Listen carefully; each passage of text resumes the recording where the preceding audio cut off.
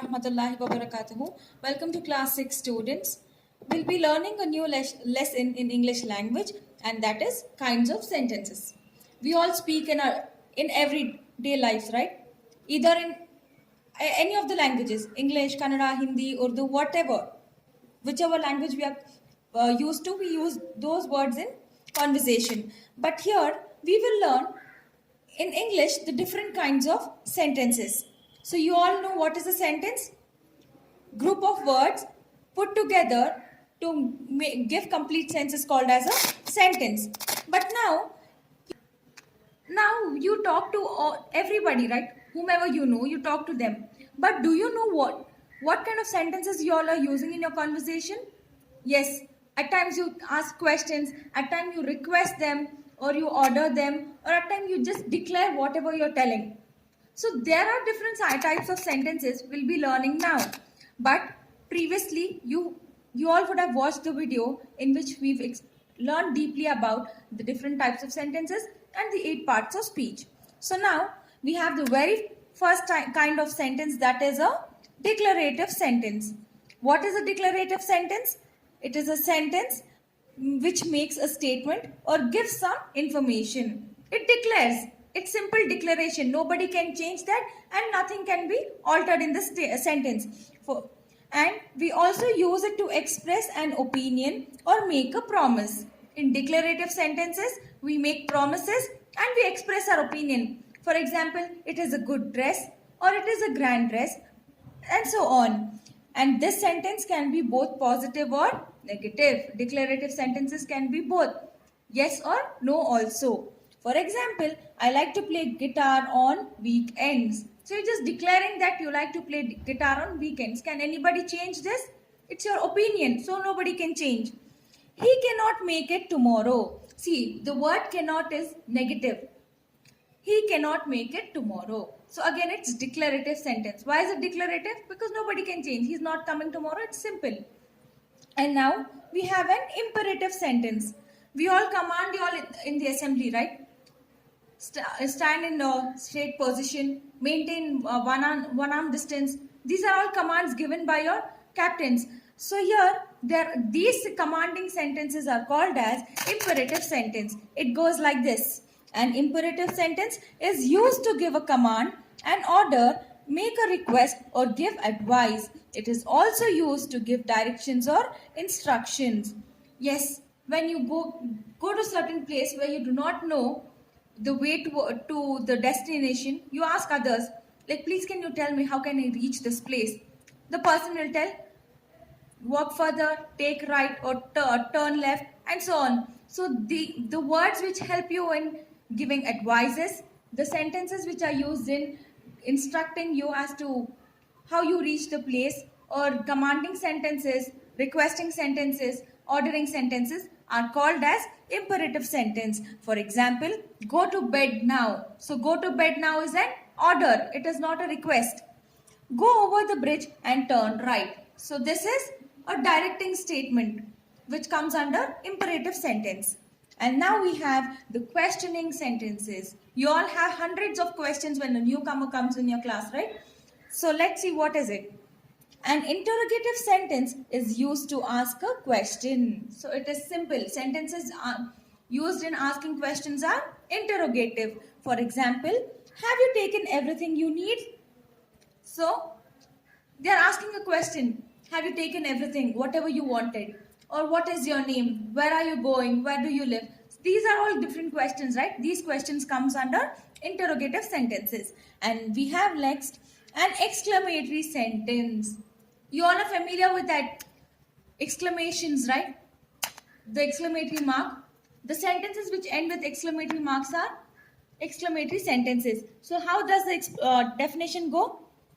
An exclamatory sentence is used to express emotions such as surprise, joy, pain, anger or pity. So you have to express what your emotions. For example, if you're very happy, what a joyful day it was. You come and tell it to your friends and family, everybody, right? And if you're angry, you shout at them using expressing words. For example, if you have to describe how beautiful, describe about the beauty of the dress, you'll not tell the dress is beautiful. It doesn't give any expression. You'll tell how beautiful the dress is, right? So like this, you use words to express your emotions. So these expressing words are called as exclamatory sentences. So now let's do the exercises. Here is some information about Tina Matthews. Write 5 declarative sentences about her on the next page. So we will read this and we'll write declarative, the declaring sentences of Tina Matthews. Her name is Tina Matthews. Her name is Tina Matthews. Age 10 years. Her pets are Minal, that is her parrot. Her hobbies are loves dancing and singing, likes to draw and paint, reads a lot of stories, sports, plays tennis, swims well, family, younger brother Rakesh, who is 6 years old. So this is her biodata which is given. Reading this, we will frame sentences. The first declarative sentence will be Tina Matthews is 10 years old. Declared, nobody can change her age. And next will be she has a pet Minal. In the bracket you will write parrot. So similarly, rest you will have to read and write. One more, her hobbies are dancing and singing. Along with this, you need to read the other sentences and frame the declarative sentence. And now, look at the highlighted verbs and complete the sentences with suitable negative forms. So negative forms means no, not, cannot. So these will be the negative forms of the words. So we have to read the sentence. There are bold letters given.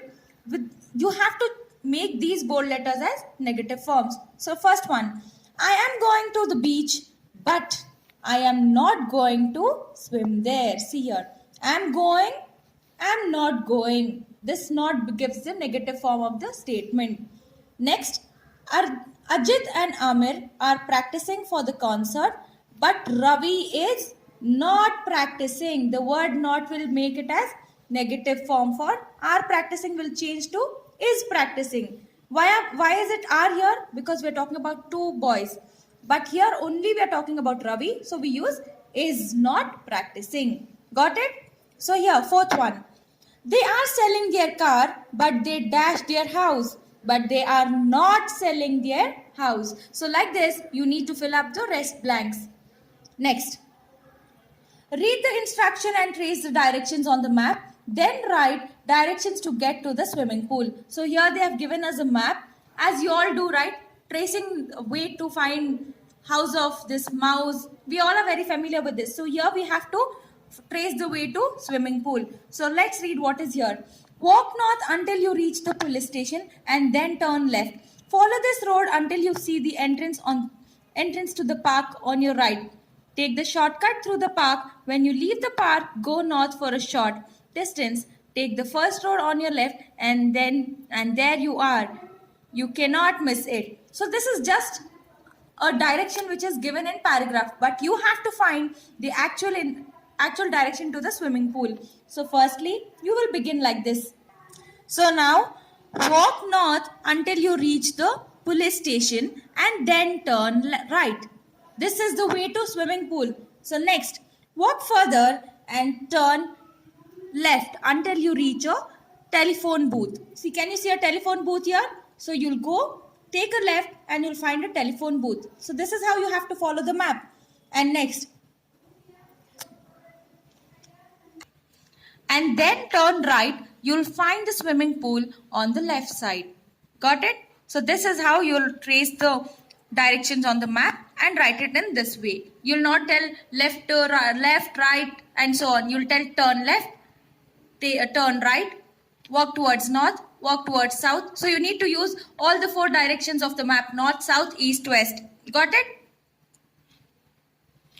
Exercise D. Complete the questions for these answers. Use the clues provided. So here answers are given. You need to frame questions and clues are given. First one, in bracket, you go jogging. So how do you frame a question?